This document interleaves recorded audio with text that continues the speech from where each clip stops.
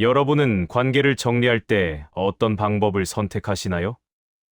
긴 설명을 늘어놓는 사람도 있고, 마지막까지 이해시키려 애쓰는 사람도 있습니다.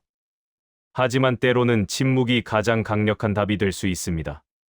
나이가 들수록 알게 되는 것이 있습니다. 모든 관계에 설명이 필요한 것은 아니라는 사실입니다.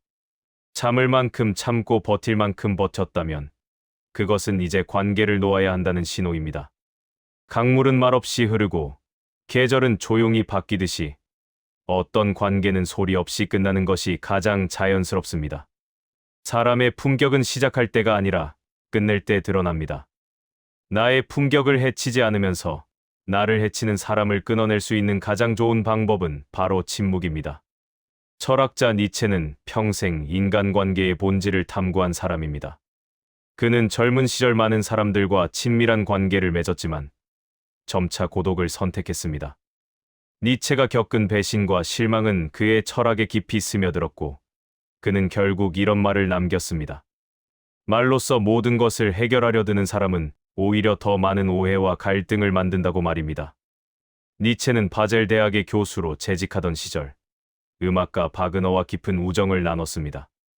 그는 바그너를 진정한 예술가로 존경했고, 그의 음악에서 삶의 의미를 발견했습니다. 두 사람은 밤새 예술과 철학에 대해 토론했고, 서로를 영혼의 동반자라고 여겼습니다. 니체는 바그너의 집을 자주 방문했고, 바그너의 아내 코지마와도 친밀한 관계를 맺었습니다. 당시 니체에게 바그너는 단순한 친구가 아니라 정신적 스승이자 인생의 길잡이였습니다. 하지만 시간이 지나면서 니체는 바그너가 변해가는 모습을 보았습니다. 명예와 권력에 집착하고 대중의 인기에 영합하는 바그너의 모습은 니체가 추구하던 가치와 달랐습니다. 더욱이 바그너는 점점 더 독선적이 되어갔고, 니체의 의견을 무시하기 시작했습니다. 바그너는 자신의 음악만이 최고라고 믿었고, 니체가 다른 예술가들을 칭찬하면 불편해했습니다. 심지어 니체가 출판한 책에 대해서도 관심을 보이지 않았습니다. 니체는 자신이 바그너에게 그저 충성스러운 추종자로만 보일 뿐이라는 것을 깨달았습니다. 바그너는 니체의 철학적 성장을 진심으로 기뻐하지 않았고, 오히려 자신의 그림자에서 벗어나려는 니체를 불편해했습니다. 니체는 오랜 시간 고민했습니다. 이 관계를 계속 유지해야 할까? 바그너에게 내 실망을 솔직히 말해야 할까? 그에게 변화를 요구해야 할까? 설명하면 그가 이해해줄까? 하지만 니체는 알고 있었습니다. 바그너는 절대 변하지 않을 것이라는 것을요. 그리고 자신이 아무리 설명해도 바그너는 자기 식대로 해석할 것이라는 것도 알았습니다. 결국 니체는 침묵을 선택했습니다. 길고 긴 편지나 격렬한 논쟁 대신 그는 조용히 거리를 두기 시작했습니다. 만남의 횟수를 줄이고 편지의 답장을 늦추고 점차 바그너의 삶에서 멀어져 갔습니다. 니체는 이것이 가장 품위 있는 이별의 방식이라고 생각했습니다. 설명하고 논쟁하는 것은 여전히 그 관계에 매달려 있다는 증거였습니다. 이것이 니체가 말하는 침묵의 힘입니다. 침묵은 단순히 말을 하지 않는 것이 아니라 더 이상 관계에 에너지를 쏟지 않겠다는 확고한 의지의 표현입니다. 설명하고 이해시키려는 순간, 우리는 여전히 그 관계에 매달려 있는 것입니다. 진정으로 관계를 끝내고 싶다면 상대방의 이해를 구할 필요가 없습니다. 당신의 결정이 중요할 뿐입니다. 침묵은 모든 논쟁을 종결시키고 모든 변명을 무효화합니다. 오늘날 많은 분들도 비슷한 고민을 하십니다. 형제와의 관계에서 상처를 받았지만 어떻게 정리해야 할지 모르겠다는 분이 계십니다. 평생 친구라고 생각했던 사람이 나를 이용만 했다는 것을 깨달았지만 어떻게 끝내야 할지 막막하다는 분도 계십니다. 자식에게 실망했지만 부모로서 관계를 끊을 수는 없다며 괴로워하시는 분들도 많습니다. 며느리와의 관계가 힘들지만 아들을 위해 참아야 한다고 생각하시는 시어머니들도 있습니다. 오랜 동료와의 관계가 부담스럽지만 오랜 인연을 생각하면 차마 끊을 수가 없다는 분들도 계십니다. 한 62세 여성분의 이야기입니다. 그분은 평생 시누이와 좋은 관계를 유지하려 노력했습니다. 명절 때마다 정성껏 음식을 준비했고 시누이의 자녀들에게도 늘 따뜻하게 대했습니다. 시누이가 어려울 때는 돈도 빌려줬고 조카들 학원비도 도와준 적이 있습니다. 시누이네 집 이사할 때도 온 가족이 나서서 도와줬습니다. 명절마다 시누이네 가족을 위해 특별히 음식을 더 준비했고 시누이가 좋아하는 반찬은 따로 챙겨서 보내주기도 했습니다. 시누이의 생일에는 늘 선물을 준비했고 조카들이 대학에 합격했을 때는 축하금도 넉넉히 줬습니다. 하지만 시누이는 그분의 노력을 당연하게 여겼고 조카들 앞에서도 함부로 대했습니다. 심지어 친정 식구들 앞에서 그분을 무시하는 발언을 서슴지 않았습니다. 형님은 좀 그래요. 형님은 원래 그런 스타일이에요 라는 말을 아무렇지 않게 했습니다. 명절 음식을 맛있게 먹으면서도 이건 좀 짜네, 이건 좀 별로네 라고 평가했습니다. 그분이 새로 산 옷을 입고 가면 그게 얼마예요? 비싸게 주고 샀네라며 불편한 표정을 지었습니다. 다른 사람들 앞에서 우리 형님은 돈이 많아서 좋겠어요 라고 말하며 은근히 시기하는 모습을 보였습니다. 그분은 참고 또 참았습니다. 혹시 내가 잘못 이해한 건 아닐까? 가족인데. 이 정도는 넘어가야 하는 거 아닐까? 시누이도 나름 힘든 일이 많으니까 그러는 거겠지. 내가 조금만 더 이해하면 되겠지. 시누이도 내 마음을 알고 있을 거야. 나중에는 알아주겠지. 이런 생각으로 계속 참았습니다. 하지만 어느 날 시누이가 자신의 며느리에게 형님은 원래 저래, 신경 쓰지 마. 형님은 좀 유별나라고 말하는 것을 우연히 듣게 되었습니다. 그 순간 깨달았습니다. 아무리 잘해줘도 이 사람은 나를 존중하지 않는다는 것을요. 나의 노력은 이 사람에게 아무런 의미가 없다는 것을요. 나는 그저 이용당하고 있었던 것입니다. 시누이는 나를 진심으로 가족으로 생각한 적이 없었습니다. 그분은 길게 설명하지 않았습니다. 시누이에게 따지거나 서운함을 토로하지도 않았습니다.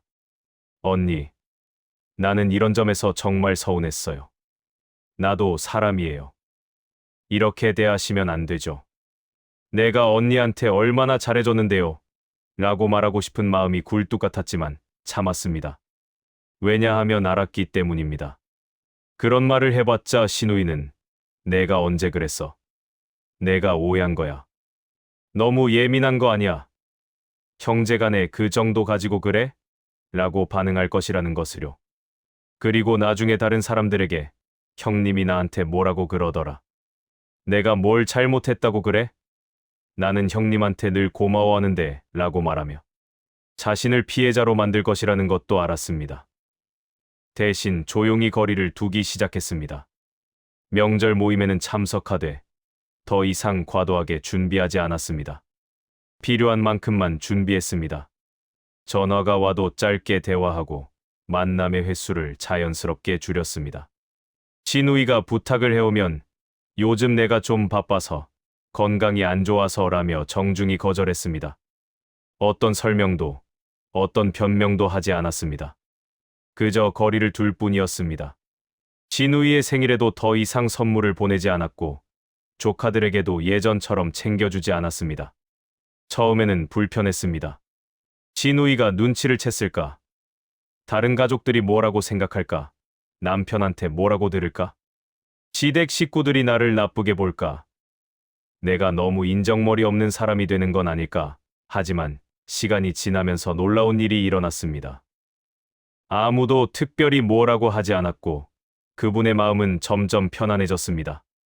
더 이상 시누이의 말과 행동에 상처받지 않게 되었습니다.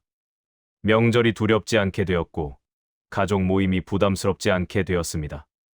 오히려 시누이가 조금 불편해하는 것 같았지만 그분은 개의치 않았습니다.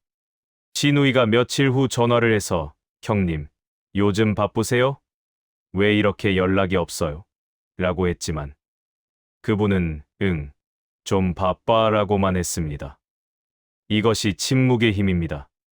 침묵은 상대방에게 당신의 가치를 재평가하게 만듭니다. 화를 내고 소리 지르는 사람은 약해 보입니다. 감정을 통제하지 못하는 사람처럼 보일 뿐입니다. 상대방은 저 사람 왜 저래? 화 많이 내네. 좀 이상한 것 같아 라고 생각할 뿐입니다. 하지만 침묵하는 사람은 냉정하고도 이성적으로 보입니다. 더 이상 상대에게 기대하거나 의지하지 않겠다는 확고한 의지를 보여주는 것입니다. 상대방은 이 사람이 정말 마음을 정리한 것 같다, 진지하게 생각하고 있는 것 같다고 느끼게 됩니다. 니체는 이렇게 말했습니다. 불필요한 말을 하는 사람은 약점을 노출합니다. 상대에게 공격할 빌미만 주게 된다고요. 반면 침묵은 상대에게 아무런 공격의 기회를 주지 않습니다. 침묵 앞에서는 그 어떤 말도 무력해집니다. 상대가 아무리 따지려 해도, 아무리 설명을 요구해도 침묵은 그 모든 것을 무효화합니다. 무슨 일 있어? 왜 이러는 거야? 내가 뭘 잘못했어? 라는 질문에도 별일 없어요. 그냥 좀 바빠서요. 특별한 이유 없어요. 라고만 하면 됩니다. 더 이상의 설명은 필요 없습니다. 침묵으로 관계를 정리하면 내 마음도 보호할 수 있습니다. 말로 상처를 주고받다 보면 결국 당신도 상처받고 지치게 됩니다. 밤새 그 사람 생각을 하며 잠을 설치게 됩니다.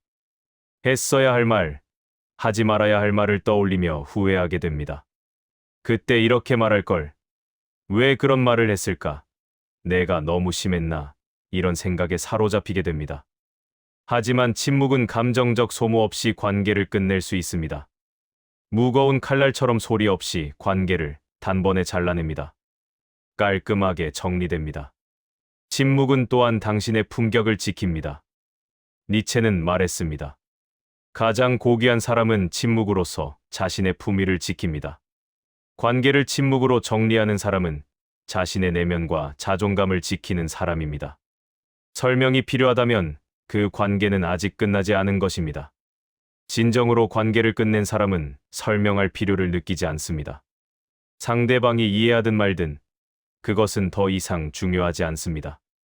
당신의 결정이 중요할 뿐입니다. 관계를 정리할 때는 침묵으로, 그리고 더 나은 삶으로 앞으로 나아가십시오. 침묵은 단순한 무언이 아니라 당신의 삶을 더욱 단단하게 만드는 강력한 힘입니다. 오늘부터 침묵으로 당신의 품위를 지켜 나가시길 바랍니다. 여러분의 하루가 평안하시기를 바랍니다.